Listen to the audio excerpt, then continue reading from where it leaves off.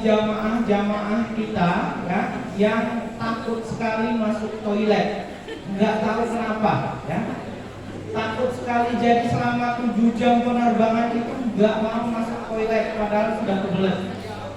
Jangan Bapak Ibu paksakan ya, jangan Bapak Ibu paksakan karena nanti akan menyiksa Bapak dan Ibu sendiri.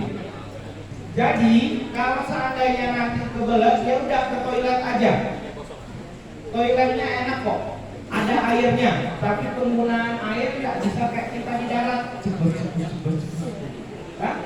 Penggunaannya hanya sedikit. Nah ini nomor 3, penggunaan air ya, bisa digunakan airnya.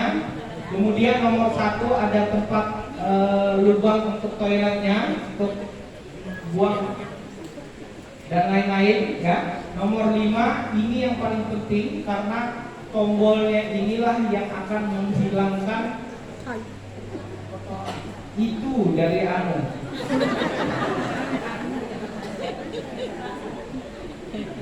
Ya paham ya. Nah, jadi jangan khawatir, jangan takut untuk masuk toilet ya. Saya itu kita berapa kali bawa jamaah umroh, jamaah haji, itu banyak masih jamaah yang takut sekali masuk toilet. 9 jam penerbangan, 7 jam penerbangan itu nggak mau ke toilet sama sekali. Akhirnya sampai di kotanya, sampai di tempat tujuan, yang pertama kali kita cari adalah tim medisnya. Kenapa cari tim medis? Karena mahalin dari tadi. Akhirnya perutnya sakit luar biasa. Nah, ujung-ujungnya kita harus ke tim medis dulu, harus periksa dulu, harus izin dulu. Ini nanti izinkan lagi apa berangkat apa gimana. Cuma gara-gara menahan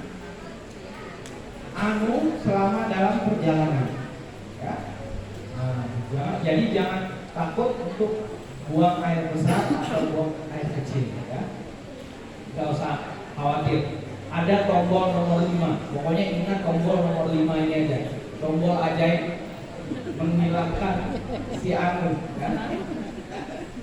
Kemudian cara penggunaan, nah ini yang di tengah. Biasanya kalau di bagian depan sama bagian belakang kayak pintu biasa, tapi untuk bagian tengah ini pintunya pintu lipat ya. Nah pintu lipat. Kalau di rumah kita nggak ada pintu lipatnya. Nah pintu lipat ini seperti biasa penggunaannya, kalau dari luar kita tinggal dorong, dia akan terlipat ke dalam. Kemudian kalau sudah di dalam kita tinggal dorong untuk menutup pintunya ya. Kemudian tombol nomor 2 ya, nomor 2 ini untuk mengunci. Nah, dia beda kalau seandainya kita tidak kunci di dalam itu, lampunya agak gelap ya. Sedangkan kalau kita kunci, dia lebih terang, ada lampu yang indikator bahwa di luar itu pintu ini terkunci atau ada orangnya ya. Sudah bisa ya? Jangan lupa nanti buang air di pesawat ya. Nah kemudian penerbangan dari Dubai ke Jeddah yang tadi jam berapa? 17.55 ya. Sampai di Dubai, kemudian transit, kemudian akan berangkat lagi menuju ke Jeddah jam 00.10 sampai jam 2.10. Artinya 2 jam penerbangan dari Dubai menuju ke Jeddah. Nah, kan ada 2 jam lagi penerbangan dari Dubai ke Jeddah. Sedangkan yang tadi yang naik ke Doha, ke Qatar, kita akan berangkat lagi jam 7.20. Kita sampai di Qatar itu tadi jam 5 sekian ya. Akan berangkat lagi jam 7.20 sampai di Jeddah kita jam 09.55. Artinya dari Doha itu perjalanannya 2 jam setengah. Kalau dari Dubai tadi 2 jam, kita dari Doha itu 2 jam setengah ya. Selanjutnya sampai kita di airport Jeddah. Sampai di airport Jeddah, jamaah akan melalui pemeriksaan imigrasi di Bandara Jeddah, mempersiapkan dokumen paspor dan kesehatan. MCU-nya ya. Biasanya akan dicek nanti di sana. Tahun kemarin di bagian kebagi juga. Tahun kemarin kita bagi 2 rombongan, yang rombongannya besar, yang rombongan besar itu tidak ditanya kesehatan, sedangkan rombongan yang kecil, saya yang membawa kemarin itu ditanya kesehatan di airport Jeddah. Jadi kita nggak boleh masuk, batasannya ditanya dulu mana MCU-nya. Nah, baru kita lihatkan MCU, baru diizinkan untuk lewat. Kemudian aku menuju bus untuk perjalanan menuju ke kota Mekah. Perjalanan dari Jeddah menuju Mekah kurang lebih 1,5 jam. Saya potong dulu. Ini pertama kali kemarin terjadi karena kita di airport internasional ya. Nah, akan begitu juga mungkin karena itu perubahan yang baru. Jadi nanti Bapak Ibu tahun lalu sampai hampir bahasa luar, banyak kata-kata yang kasar. Kalau kita dalam keadaan ihram loh. Ya, jadi gini, kami itu sama Ustaz Fahrudin biasanya atau Ustaz Bais, kami biasa terakhir keluar dari bandara. Ya, kami terakhir keluar atau salah satu yang duluan keluar. Kenapa? Ngurusi bagasi. Jadi kan biasanya beratur. Misalnya kalau saya berdua dengan Ustaz Fahrudin, saya janjian siapa yang keluar. Saya bilang, kamu yang duluan. Saya keluar duluan cepat imigrasi, saya kumpulin semua barang bagasi. Kalau sudah kumpul semua, baru saya arahkan jamaah keluar. Nah, yang satu di belakang untuk ngurusi kalau ada yang bermasalah ketika di imigrasi. Nah, kemarin biasanya tahun-tahun sebelumnya itu bis kita atur seperti ini kan, ada bis 1, 2, 3, 4. Rupanya aturan baru kemarin, nah orang Arab yang menyiapkan bis itu tidak boleh. Pokoknya siapa yang duluan keluar naik. Di sini kemarin itu sampai keras-kerasan karena jamaah kan konservatif semua. Kami tidak mau kalau ada sesuatu di rumah. Padahal kami masih di dalam. Nah, kalau ini terjadi lagi, tolong Bapak Ibu tidak usah mengikuti bahwa harus di 1, 2, 3, 4 khusus ya. Nah, tapi kalau memang normal lagi seperti biasa, ikuti aja harus di 1, 2, 3, 4 gitu ya. Nah, tapi kalau misalnya kejadian seperti itu, keluar siapa keluar disuruh naik bis, penuhi dulu, naik bis, ikuti aja. Nggak usah sampai keras-kerasan. Karena kemarin kami lama nungguin karena banyak orang yang santai. Mohon maaf, nanti Bapak Ibu kalau sudah di bandara itu jangan lihat mau santai karena kasihan teman-teman yang duluan. Karena nunggu. Jadi pokoknya kalau lihat teman cepat aja imigrasi sudah keluar, biar cepat juga prosesnya. Nah, cuma itu tadi saya ulangi sekali lagi. Kalau misalnya siapapun yang keluar terus ada tim, apalagi ada tim bisa Buya ya, ada fotonya nggak Buya? Kalau kita diperkenalkan nanti di sini tim orang Arab kita itu, nah kalau itu sudah ada silahkan diikuti aja masuk, jangan tunggu kami ya. Nah, yang kemarin itu sampai tertahan kita 3 jam gara-gara itu, karena nunggu kami Ustaz Fahrudin di dalam karena biasanya terakhir itu obat keluar karena diperiksa obat. Nah di luar kami tidak tahu apa yang terjadi. Jadi akhirnya tertahan kita sampai 3 jam. Mudah-mudahan ini tidak terulang ya. Terima kasih. Pak, ini dari Indonesia luar biasa. Luar biasa. Yang memimpin untuk masuk ini siapa satu? Karena boleh jadi Bapak atau siapa saja tidak di tempat. Sementara kita disuruh segera keluar dan masuknya segera keluar. Oke, insya Allah kita ada beberapa tim. Kita akan bagi. Kalau kami kemarin kan mau kurang. Jadi kalau ini insya Allah kita aman.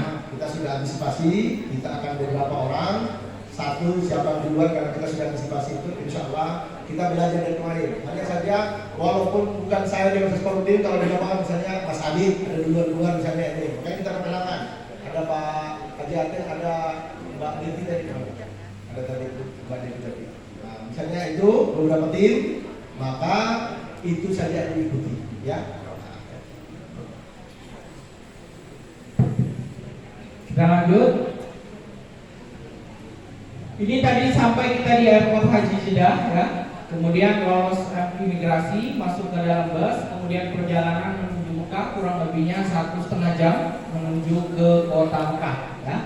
Selanjutnya kita akan masuk pertama kali di rumah transit ya. Jadi jangan dikira kita langsung masuk ke hotel. Nanti Bapak Ibu bingung loh, kok kita nggak masuk hotel bintang 5 padahal janjinya bintang 5. Enggak. Jadi namanya Hotel Bintang 5 itu akan kita masuki setelah prosesi haji. Yang artinya kita akan berada di hotel atau di rumah transit ini dari tanggal 2 Zulhijjah sampai 15 Zulhijjah. Ya. Setelah selesai proses haji baru kita setelah itu baru masuk ke Hotel Bintang 5 ya. Kita sampaikan duluan, jadi jamaah jangan sampai mengira langsung kita masuk di Hotel Bintang 5. Itu semua travel, semua PIHK, haji khusus semuanya seperti itu. Pasti masuk yang namanya rumah transit atau hotel transit ya. Mungkin Bapak Ibu tidak asing mendengar nama kata-kata saya di Aziziyah. Nah, itu di Aziziyah adalah hotel transit ya, atau rumah transit. Nah, posisi kita, saya kasih gambaran sedikit untuk rumah transit kita di Mekah ya. Ini kondisi kita di sini. Ini kalau ke arah Mina sangat dekat sekali.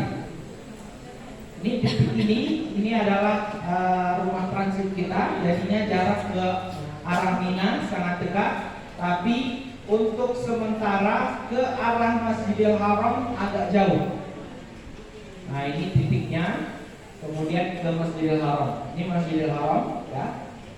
Nah, untuk proses ke Masjidil Haram kita perlu transportasi ya, antara bis atau taksi dan lain-lain untuk menuju ke Masjidil Haram ya.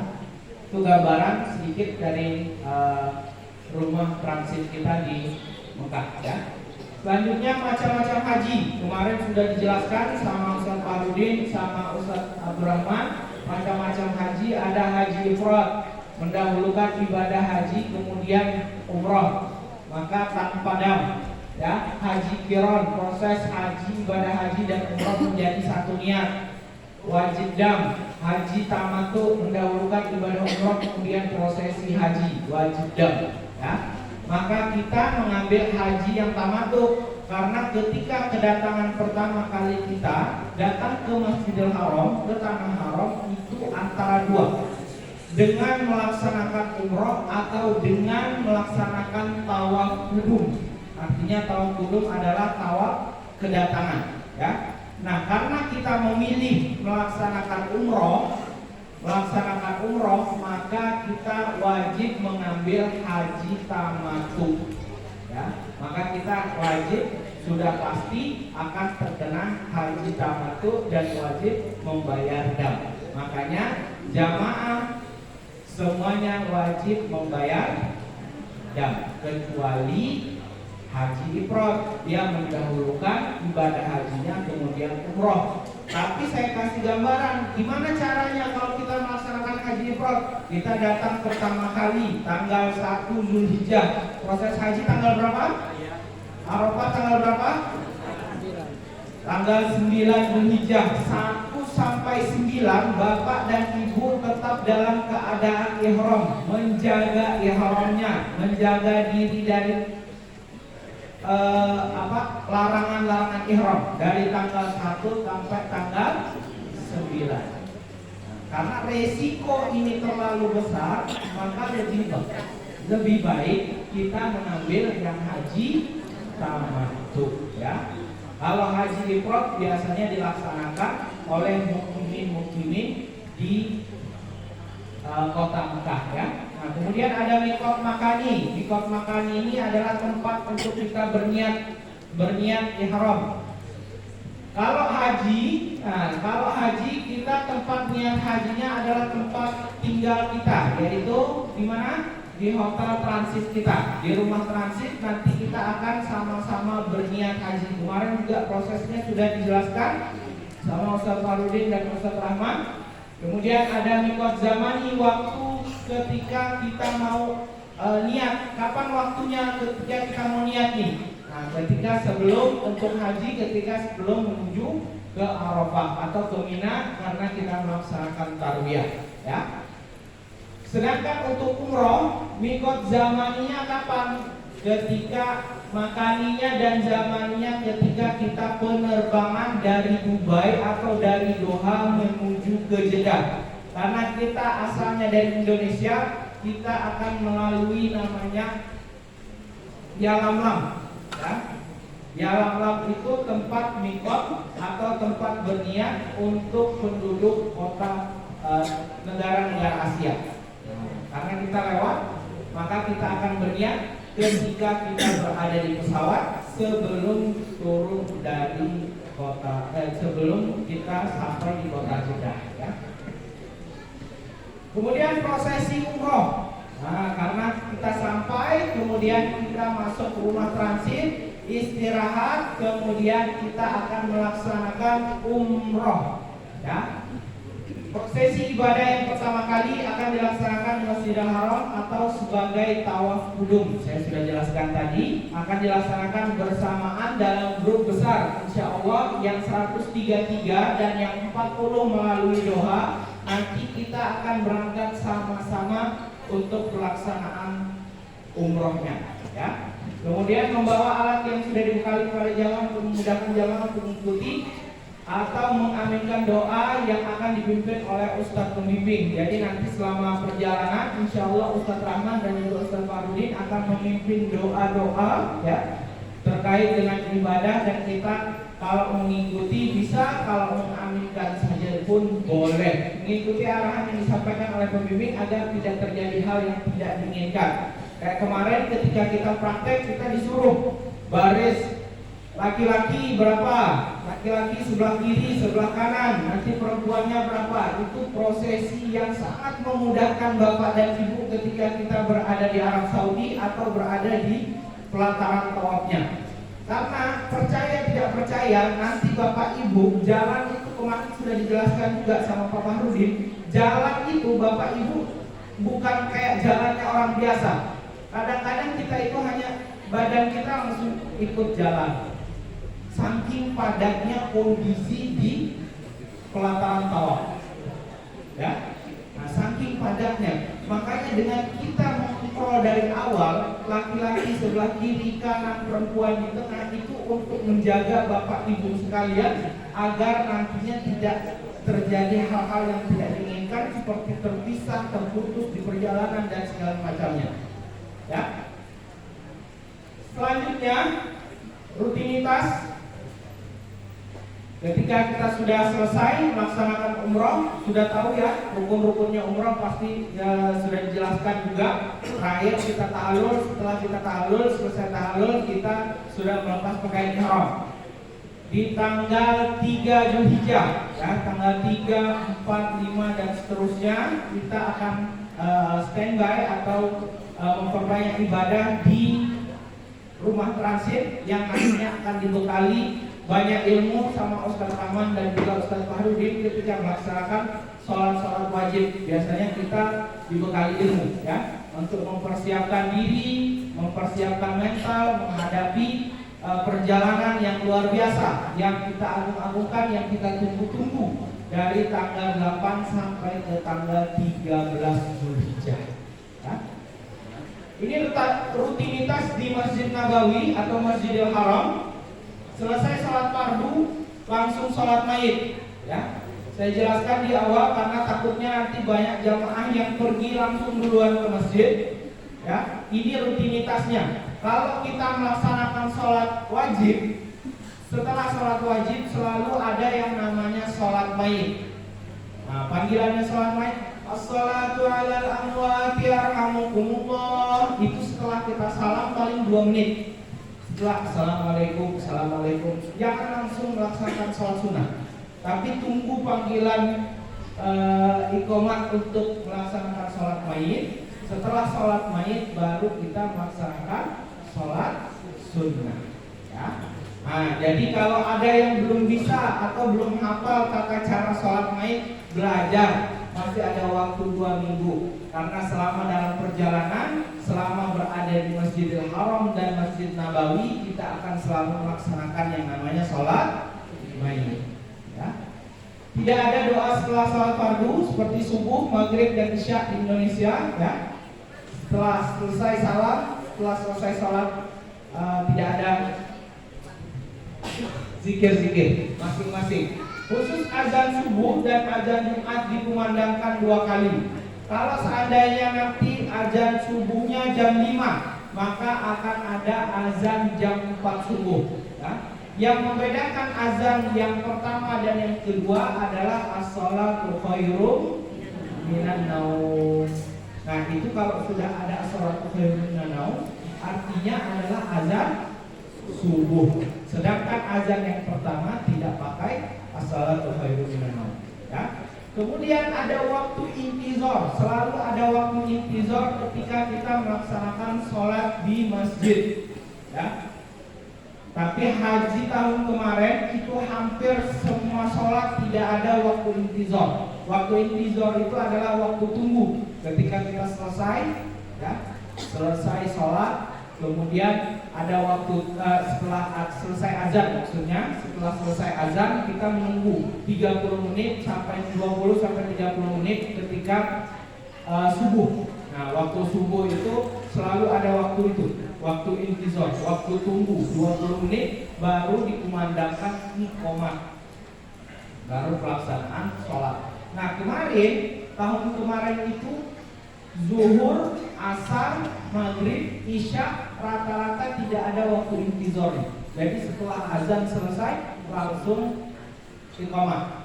Karena saking padatnya jamaah haji. Waktu intizar itu kan digunakan biasanya ada orang-orang yang azan baru dia mau pergi ke masjid, azan baru dia ambil wudhu, dan azan baru dia siap-siap. Nah, itu untuk menunggu itu. Nah, sedangkan kalau hajian karena terlalu ramai, terlalu padat, maka tidak ada waktu tunggu. Ya. Selanjutnya prosesi ibadah haji. Nah, prosesi ibadah haji kemarin juga sudah diterangkan. Prosesi ibadah haji sendiri memiliki waktu yang sudah ditentukan, yaitu mulai tanggal 8 Zulhijjah atau kita sebut dengan tarwiyah. Ya. Kemudian 9 Zulhijjah wukuf Arafah, 10 Zulhijjah hari raya Idul Adha. Perjalanan malamnya kita dari Arafah menuju ke Musdalifah, mabit Musdalifah, kemudian lanjut menuju ke Mina. Ke Mina kemudian kita melontar Jumrah Aqabah. Ya. 11 sampai 13 hari tasyrik. Nah, ini hari-hari dalam prosesi haji. Tanggal 8 Zulhijjah jamaah disunahkan untuk melaksanakan talbiyah, yaitu persiapan di kawasan Mina untuk mempersiapkan diri menuju puncak wukuf di Arafah. Dalam hal ini jamaah sudah wajib menggunakan pakaian ihram dan berniat haji dari tempat tinggal atau hotel transit. Jadi tanggal 8 kita sudah siap-siap, sudah pakai pakaian ihram masuk ke Mina, ya. Hal yang dilakukan di Mina hanya memperbanyak zikir saja. Dan itu kita sudah dalam keadaan ihram.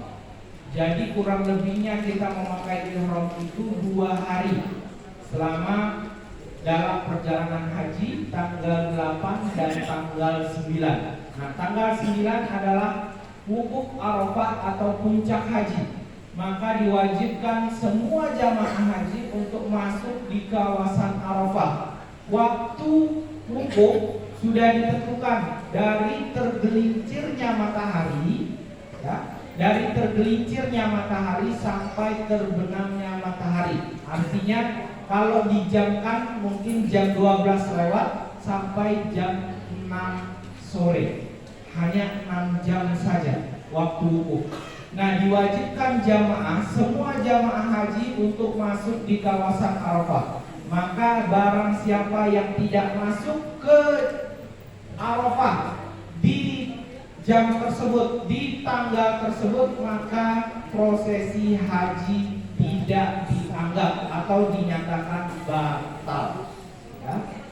Maka hati-hati Bapak dan Ibu, kita wajib menjaga diri karena beberapa tahun yang lalu, ya, itu ada kasus kejadian kita sudah mau berangkat haji, jamaah ini Kita sudah wanti-wanti, Bapak Ibu, tanggal 6, tanggal 7 istirahat saja di rumah transit, jangan kemana-mana. Jamaah ini merasa bahwa dirinya bisa, dirinya mampu, ya.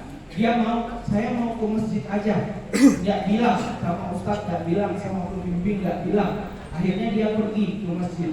Ketika kita besoknya tanggal 7, kita manasik terakhir, pemantapan manasik di Arab Saudi, ya, di Mekah. Ketika kita absen satu persatu, jamaah ini tidak ada. Nah, jamaah ini tidak ada, maka dihubungilah ke mana-mana kita cari, ternyata memang orangnya hilang. Alhamdulillahnya tanggal 8, tanggal 7 malamnya, ya, baru ketemu orangnya.